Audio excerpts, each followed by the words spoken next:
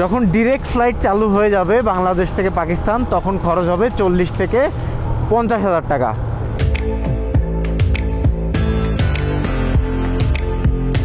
চলে আসলাম, এ তো মেঘ আর মেঘ।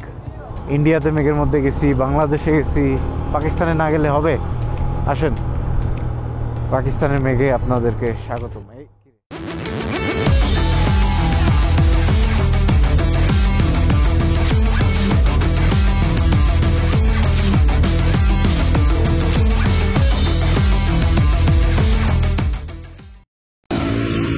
হ্যালো এভরিওয়ান, আসসালামু আলাইকুম and welcome to Next Gear. বর্তমানে আছি আজাদ কাশ্মীর, কাশ্মীরের মুজাফফরাবাদ নামে যে সিটিটা আছে এখানে।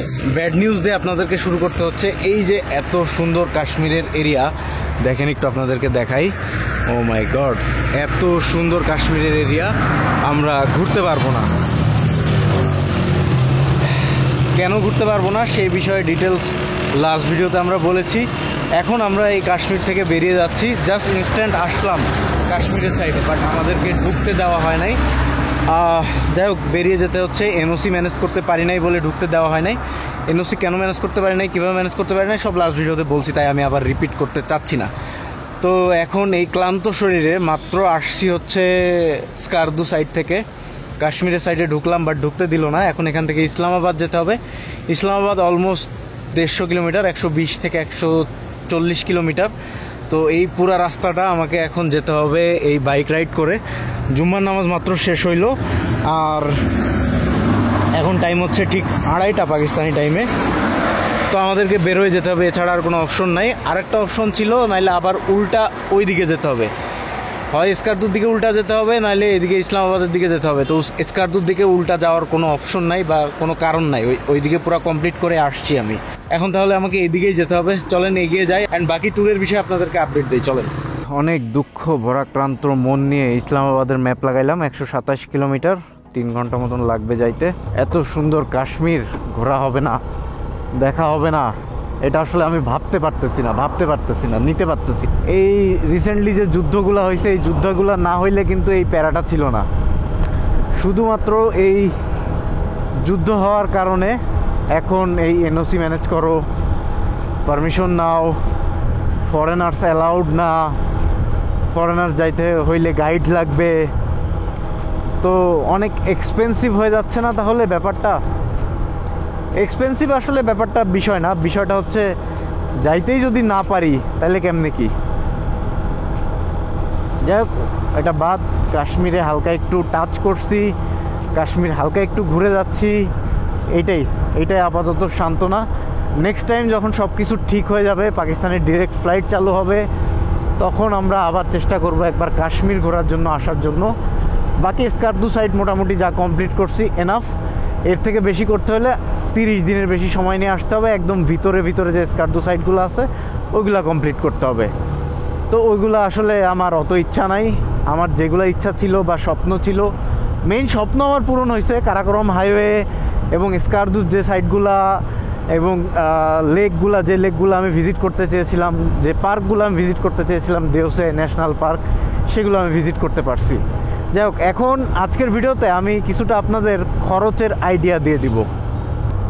খরচের বিষয়ে আমি এক্স্যাক্টলি আপনাদেরকে খরচের কথা বলবো না, কারণ এক একজনের খরচ এক এক রকম হবে। আমি একটা আইডিয়া আপনাদেরকে দেই। যখন ডিরেক্ট ফ্লাইট চালু হয়ে যাবে বাংলাদেশ থেকে পাকিস্তান, তখন খরচ হবে 40 থেকে 50,000 টাকা, যেটা মোটামুটি ওর্থ ইট। বাট এখন যদি আপনি আসতে চান, যতদিন ডিরেক্ট ফ্লাইট না চালু হবে, as I know direct flight খুব সুন চালু হয়ে যাবে। জুলাই মাস চলে, আগস্ট সেপ্টেম্বরের মধ্যেই চালু হয়ে যাবে। তো আপনারা নেক্সট সিজনে প্ল্যান করতে পারেন, তখন কমের ভিতরে করতে পারবেন, এটা মোটামুটি শিওর। আর যদি এই মুহূর্তেই করতে চান বা ফ্লাইট ডিরেক্ট না থাকা পর্যন্ত, মানে আমি যেভাবে আসছি এইভাবে করতে চাইলে, আপনার আপ ডাউন ফ্লাইট কস্ট পড়বে 1,30,000 থেকে 1,40,000 টাকা। এটা আপনাকে ধরে রাখতে হবে। তাও ট্রানজিট হচ্ছে আপনার হয় ইউএই নিতে হবে, নাহলে মালয়েশিয়া নিতে হবে, নাহলে থাইল্যান্ড নিতে হবে। এবং সেলফ ট্রান্সফার কখনোই নেবেন না। সেলফ ট্রান্সফার নিলে কিন্তু ফেসে যাবেন, আবার বাংলাদেশ ব্যাক করাই দিবে। সো টিকিট কাটার সময় ওটা খেয়াল রাখবেন যে সেলফ ট্রান্সফার না হয়, পিএনআর নাম্বার সেম থেকে যেন ট্রানজিট হয়। পিএনআর নাম্বার ভিন্ন হইলে কিন্তু ট্রানজিট হইলে প্রবলেম। যেমন আমার পিএনআর নাম্বার সেম ছিল বলে আমার ফ্লাইট মিস হওয়ার পরে ওরাই কিন্তু ফ্লাইট অর্গানাইজ করে দিছে, কারণ ওদেরই ফ্লাইট, ওদেরই সব কিছু। এখন ওরা দেরি করে মিস করছে, তাতে আমার কি? তো জিনিসটা হচ্ছে এরকম। গেল ফ্লাইট কস্ট। এরপরে হচ্ছে আপনি ভিজিট করার জন্য কত টাকা নিয়ে আসবেন পাকিস্তানে। পাকিস্তানের টাকার মান কম বাংলাদেশের থেকে 2.4% কম। মানে বাংলাদেশের 1 টাকা মানে পাকিস্তানি 2.4 রুপি অলমোস্ট, আর একটু বেশি কিছু কিছু ক্ষেত্রে। আমাদের $1 হচ্ছে 121 থেকে 122 টাকা, আর ওদের $1 হচ্ছে 284 থেকে 285 টাকা রুপি আর কি, ওদের পাকিস্তানি রুপি। বাকিটা হিসাব করে নেন। এখন কথা হচ্ছে তাহলে এখানে হোটেল ভাড়া কেমন? আপনি যদি সিটির মধ্যে থাকতে চান, যেমন ইসলামাবাদ, করাচি বা অন্য যে কোনো সিটি, বড় সিটি, তাহলে আপনার পার ডে খরচ হবে 5000 পাকিস্তানি রুপি, যেটা বাংলা টাকায় কনভার্ট করলে 2000 টাকার সামান্য একটু উপরে হবে, বা 2000 টাকার কাছাকাছি আর কি, এরকমই হবে, যেটা অর্থিত। আর আপনি যদি এই নর্মাল এরিয়া, আমি যে এরিয়াগুলোতে ঘুরে বেরিয়েছি, আপনি যদি ভালোভাবে হোটেল বুক করাইতে পারেন বা নিতে পারেন দেখে শুনে, তাহলে আপনার 3000 রুপি থেকে সর্বোচ্চ 3500 রুপি, কিছু কিছু ক্ষেত্রে 2500 রুপি, 2000 রুপিতেও রুম পেয়ে যাবেন এই দিকগুলাতে। তো এবার আপনি হিসাব করে নেন সিটিতে কয়দিন থাকবেন আর এইদিকে কয়দিন থাকবেন। যেরকম আমার এই ট্রিপে আমি সিটিতে থাকছি হচ্ছে 5 দিন, আর এই রিমোট এরিয়াগুলোতে থাকছে অলমোস্ট 8 থেকে 10 দিন। তো এইভাবে আমার খরচটা হিসাব করলে ধরেন 10 দিনে হচ্ছে 3000, এভারেজ করলে 30,000 রুপি, আর 5 দিনে হচ্ছে 25,000 রুপি, 55,000 রুপি আমার হচ্ছে টোটাল থাকার খরচ। 55,000 রুপিরে যদি ডলারে কনভার্ট করি তাহলে সর্বোচ্চ $200 হয়। $200 হলে বাংলা টাকায় হচ্ছে 24,000 টাকা। 24,000 টাকায় আপনি মোটামুটি 15 দিনের 15 থেকে 17 দিনের একটা ট্যুরের শুধু থাকার খরচ করতে পারবেন। ওকে, এটা গেল। এবার হচ্ছে খাওয়ার খরচ। খাওয়ার খরচ পার ডে হচ্ছে আমার লাগছে 2000 রুপি, কিছু কিছু ক্ষেত্রে লাগছে হচ্ছে 1500 রুপি। ওটা হচ্ছে আমি 3 বেলা মাঝে মাঝে খাই না, 2 বেলা খাই সেক্ষেত্রে। তো 3000 রুপি করে হিসাব করলে 3-15, যদি 15 দিনের হিসাব করেন তাহলে 45,000 রুপি। এইটাও সেম হচ্ছে আপনার $150, হ্যাঁ $150 কাছাকাছি। তাহলে কত হলো? মোট $350 আপনার থাকা খাওয়া কমপ্লিট পাকিস্তানের। এবার হচ্ছে আপনার ভেহিকেল, এটা আমি 3000 রুপি পার ডেতে নিয়েছি হচ্ছে 11 দিনের জন্য। তো আমার 11 দিন কমপ্লিট হচ্ছে না, 10 দিনের টাকা হয়তো আমাকে দিতে হবে 30,000 রুপি। অ্যান্ড এটার ফিউল লাগছে পার ডে হচ্ছে 2,500 2 থেকে 2,500 রুপি, 2,000 রুপি ধরেন পার ডে। তার মানে আরও 20,000, মানে 50,000 রুপি হচ্ছে বাইকের কস্ট, যদি বাইকে আপনি জার্নি করেন। বাইকে একটু খরচ বেশি, তো এই 50,000 55,000 মানে আরও $200, মানে $550 আপনার মোটামুটি পাকিস্তান ট্রিপ করার জন্য লাগতে পারে। 500 থেকে $550 যদি বাইকে করেন। আর বাইকে না করলে আপনার 400 থেকে $450 হয়ে যাবে যদি আপনি বাস বা শেয়ার্ড ভেহিকেলগুলোতে ট্যুর করেন। এই হচ্ছে পাকিস্তানের টোটাল খরচের আইডিয়া। এই বাদে আর টুকটাক আপনি কি শপিং করবেন, আপনি কি এক্সট্রা খাবেন, আপনি কি এক্সট্রা করবেন, কি অ্যাক্টিভিটি করবেন, সেগুলোর খরচ সম্পূর্ণ আপনার। এটা আপনি যে খরচ করতে চান সেই খরচের আইডিয়াটা নিয়ে আসবেন, নিয়ে এসে আপনি নিজে নিজে এই খরচটা করে নিতে পারবেন, কোনো সমস্যা নাই। তো আশা করি একটা একদম ক্লিয়ার ধারণা দিতে পারছি আপনাদের যে একটা পাকিস্তান ট্রিপ দিতে হলে কেমন টাকা খরচ করতে হবে। সো ফ্লাইট কস্টটাই হচ্ছে এখানে সবচেয়ে বেশি। আমি এই বেশি টাকা দিয়ে কেন আসছি, কারণ আমি করতে চাই দ্রুত এবং আপনাদেরকে ভিডিওটা উপহার দিতে চাই। তো আমি আগে আসলাম, এর ফলে আপনারা একটা গাইডলাইন পেয়ে গেলেন, আমি কি কি সমস্যায় পড়লাম সেগুলো আপনারা জানতে পারলেন। তো এর ফলে আপনাদের আর এই সমস্যাগুলো হবে না, আপনারা সব কিছু সলভ করে সব কিছু জেনে বুঝে আসবেন। আর পাকিস্তানে আসলে ক্যাশ ডলার নিয়ে আসবেন, এটা বেস্ট অপশন। ডলারের রেট ভালো পাওয়া যায় পাকিস্তানে। যেগুলা দেশে ডলার সংকট, ওগুলা দেশে ডলার নিয়ে যাবেন, ডলারের রেট অনেক ভালো পাওয়া যায়। যেমন বাংলাদেশে যখন ডলার সংকট ছিল তখন আপনি অন্য কান্ট্রি থেকে বাংলাদেশে ডলার নিয়ে যদি যাইতেন তাহলে টাকা কিন্তু বেশি পাইতেন হিসাব করে। তো এটা হচ্ছে একটা ওয়ে আপনি পাকিস্তানে ডলার আনবেন অবভিয়াসলি। এই তো খরচের ব্যাপার গেল। চলেন এবার আমরা আস্তে আস্তে ইসলামাবাদের দিকে এগিয়ে যাই। আরও কিছু তথ্য আপনাদেরকে দেওয়ার আছে এবং আরও কিছু ব্যাপার শেয়ার করার আছে। ওকে, আর বাইক আসলে কোনটা নেবেন? বাইক যদি আপনারা নিতে চান তাহলে এই ধরনের বাইক নেওয়াই বেটার। একটা হচ্ছে সুজুকি GS 150, সেকেন্ডটা হচ্ছে এইটা হন্ডা CB 150। এই দুইটা নেওয়া বেটার, তাহলে টাকায় ভালো কুলাবে, তার সাথে সাথে আপনার সাশ্রয়ী হবে, তেল সাশ্রয়ী হবে, তার সাথে সাথে মানে সব কিছু মিলে ভালো হবে যদি আমার মতো এরকম ভালো কন্ডিশনে নিতে পারেন।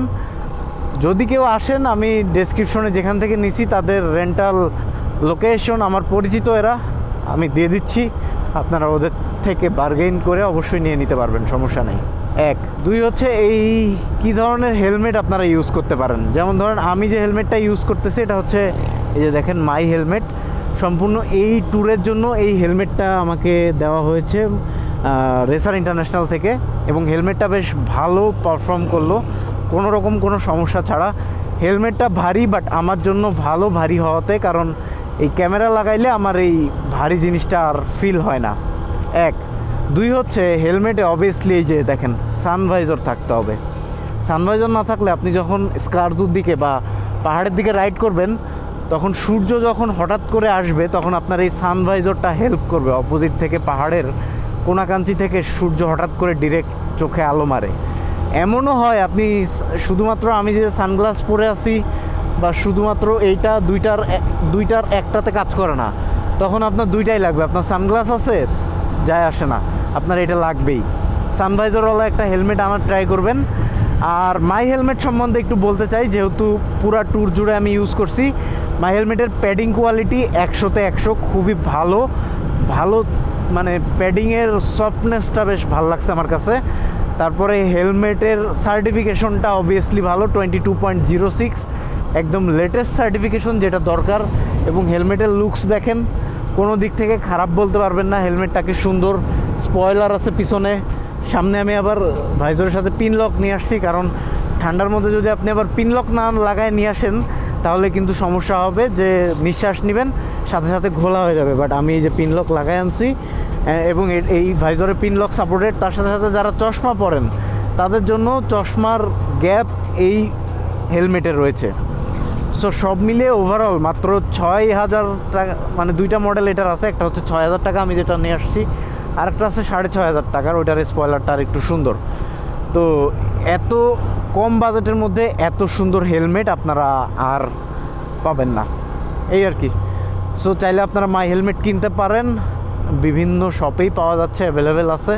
লাস্টলি বলতে চাই হচ্ছে DCS কমিউনিকেটরটার কথা। এই যে কমিউনিকেটরটা আমি ইউজ করতেছি, খুবই কাজে দিছে কমিউনিকেটরটা, কারণ এই কমিউনিকেটরটা দিয়ে আমি কথা বলতেছি কন্টিনিউয়াসলি। যদিও কোনো রাইডারের সাথে কানেক্টেড করি নাই, কারণ আমি একাই রাইড করতেছি, তারপরেও আমার দুইটা মোবাইল একসাথে কানেক্টেড করতে পারতেছি।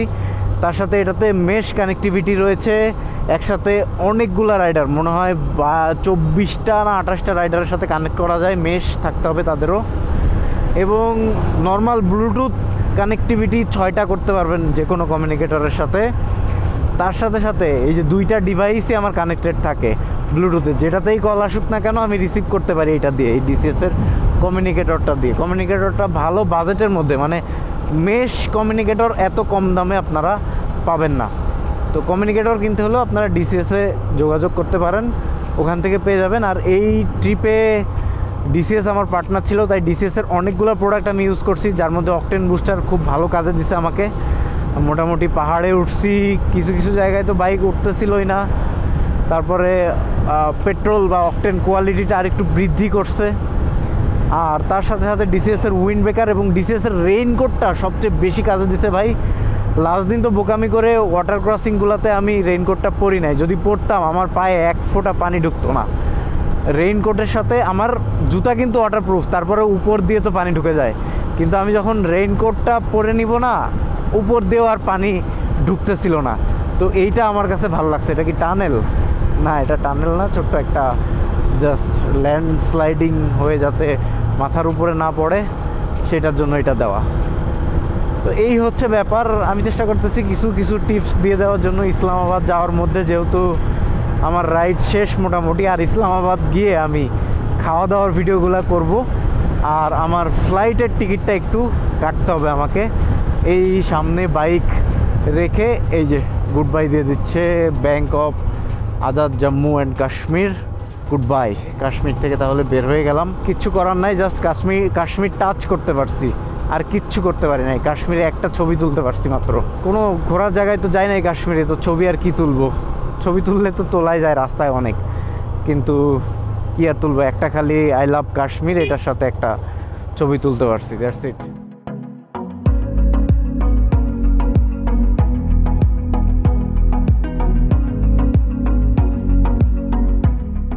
পাকিস্তান আসলে অনেক সুন্দর। দেখেন, ইসলামাবাদ থেকে আর মাত্র 80 কিলোমিটার দূরে আছি, তারপরও এত সুন্দর জায়গায় আমরা আছি। জায়গাটার নাম মুরিও অনেক সুন্দর একটা জায়গা। মানে আপনারা ডে ট্রিপেও যদি ঘুরতে আসতে চান ইসলামাবাদ থেকে, তাও এই ধরনের সুন্দর সুন্দর জায়গায় আপনারা ঘুরতে আসতে পারবেন।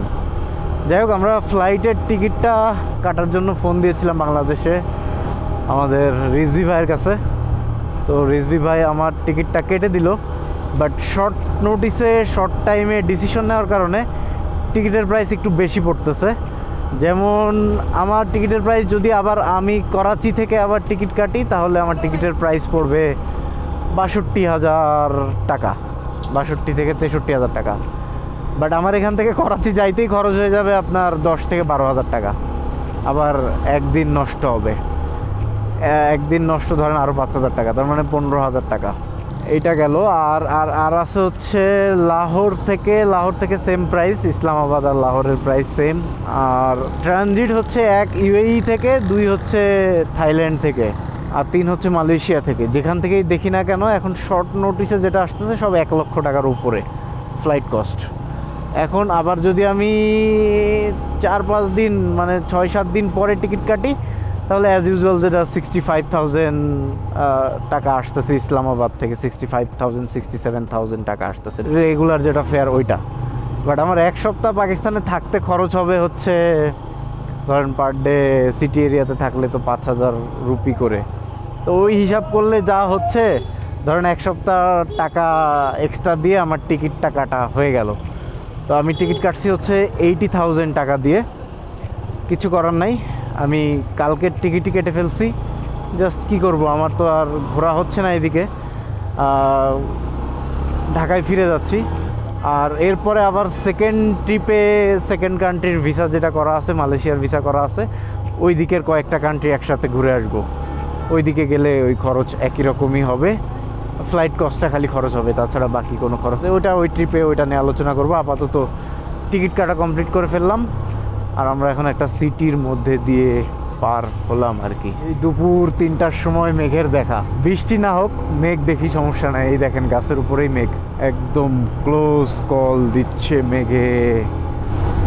এইবার মেঘের ভিতরেই ঢুকে যাবো আমরা। ঠান্ডা লাগতেছে আমার ভালোই, এতক্ষণ যে গরমে ঘেমে গেছিলাম এগুলো ঠিক হয়ে গেলেই বাঁচি।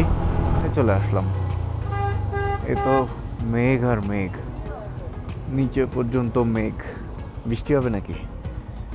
বৃষ্টি হোস না ভাই, বাকি সব হোক, তাহলে আমি আসি, নাহলে আমি নাই। চলেন আমরা মেঘের ভেতর থেকে একটু ঘুরে আসি। ইন্ডিয়াতে মেঘের মধ্যে গেছি, বাংলাদেশে গেছি, পাকিস্তানে না গেলে হবে? আসেন, পাকিস্তানের মেঘে আপনাদেরকে স্বাগতম। এই কিরে, হ্যান্ডেল এরকম করে কেন? আচ্ছা, এটার বল রেসারটা ঢিলা হয়ে গেছে।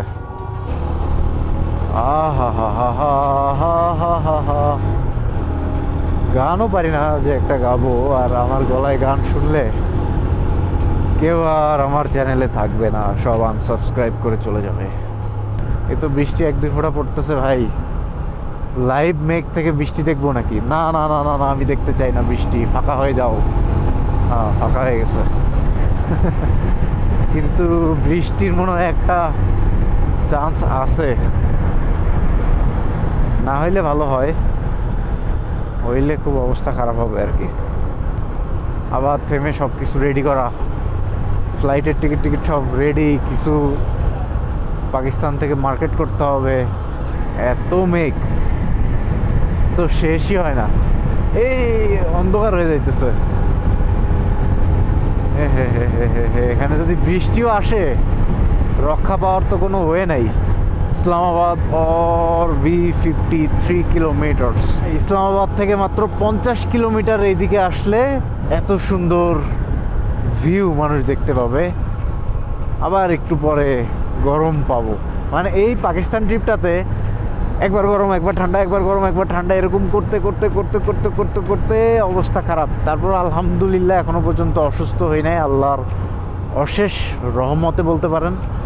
কারণ এরকম ওয়েদার হইলে অসুস্থ হওয়ার সম্ভাবনা খুব বেশি থাকে। এবং যে পরিমাণ ছোটাছুটি করছি আর যে পরিমাণ রাইড করছি প্রতিদিন অল্প দিনে, যে রাইডটা হয়তো দেওয়া উচিত ছিল 15 থেকে 17 দিনে, সেটা দিছি 10 থেকে 11 দিনে শুধু রাইড দিছি, একটানা রাইড দিছি। তবে আমার একটা সুবিধা হচ্ছে আমি ওই দর্শনীয় স্থানগুলো যাই না, তো ধরেন যে এই জাদুঘর, হাবি জাবি, এই সেই ফোর্ট। অ্যান্ড ফাইনালি আমি ইসলামাবাদ সিটির মধ্যে ঢুকে যাচ্ছি, আর 10 কিলোমিটার বাকি। এখন এক্সপ্রেসওয়েতে আছি, এক্সপ্রেসওয়ের সাইড রোডে আছি। অ্যান্ড ভালোই হইলো, মোটামুটি পৌঁছে গেলাম খুব দ্রুত। এখন যেটা করব, আমি ফার্স্ট যে হোটেলটাতে ছিলাম ওই হোটেলে আমার লাগেজ রেখে গেছি, বাট ওই হোটেলটাতে উঠবো না। ওই হোটেলটা খুবই বাজে, যখন ছেড়েছি তখনই কিন্তু আপনাদেরকে বলেছি যে এই হোটেলে আর কোনোভাবেই ওঠা যাবে না। তাই নতুন একটা গেস্ট হাউসের সন্ধান দিল আব্দুস সামার ভাই, ওখানে যাচ্ছি। আগে ওখানে যে ফ্রেশ হয়ে মার্কেটে বের হব, তারপরে বাকি ডিটেলস বলতেছি, চলেন। এবার একটা বাইপাস এক্সপ্রেসওয়েতে উঠে গেছি। অ্যান্ড এক্সপ্রেসওয়েটা কিন্তু অনেক অনেক সুন্দর। আর বাইক আজকে আর ফেরত দিব না, একবারে কালকে ফেরত দিব। আজকে আর কালকে একটু চালাই, তারপরে ফেরত দিয়ে দিব।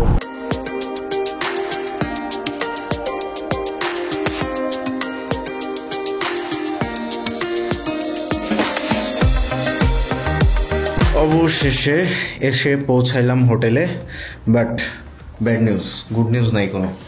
কারণ আজকের দিনটা আসলে খারাপ যাচ্ছে আমার। এই ফ্রেশ হইলাম মাত্র, তারপরে রিজভি ভাই হচ্ছে টিকিটটা পাঠাইছে, যখন বিমানের টিকিট যখন পাঠাইছে তখন দেখে মাথা ঘুরে গেল। কারণ টিকিট দেখি যে হচ্ছে লাহোর থেকে কেটে ফেলছে ভুল করে, ইসলামাবাদের বদলে সে লাহোর থেকে কেটে ফেলছে। এখন কালকে লাহোর থেকে ফ্লাইট। আমি এই রাইড করে এসে এখন মানে পুরা অবস্থা খুবই খারাপ, ক্লান্ত। তারপরেও কিচ্ছু করার নেই, আবার এখানে হোটেল বুক করে ফেলছি। এখানে হোটেলে হাফ টাকা দিতে হবে, তারপরে এখান থেকে আবার বের হয়ে আমাকে লাহোর যেতে হবে আজকে রাতে, কারণ কালকে ফ্লাইট, কিচ্ছু করার নেই। এখানে আবার লাগেজ রাখা আছে ওই হোটেলে, ওইটা আনতে যাইতে হবে। সো আমি যে মার্কেট করতে চাইছিলাম এটা নিয়ে একটু প্যারা হয়ে যাচ্ছে। হয়তো আর এখান থেকে মার্কেট করা হবে না। আমার লাহোর থেকে যদি টাইম পাই তাহলে মার্কেট করতে পারবো কালকে দুপুরের পরে বা সকালে, জানি না। যাই হোক, এখন পুরো অনিশ্চিত হয়ে গেছে। তবে আজকে আমার লাহোর যাওয়াটা সেফ অপশন, কালকের জন্য লাহোর রাখাটা যাবে না। এখন শরীরের উপর দিয়ে যাবে, তারপরেও কিছু করার নাই, লাহোর আমাকে যেতেই হবে আজকে। তো কি করলাম, এখন সব এখানে রেডি করে ফেললাম, জাস্ট লাহোর চলে যাবো।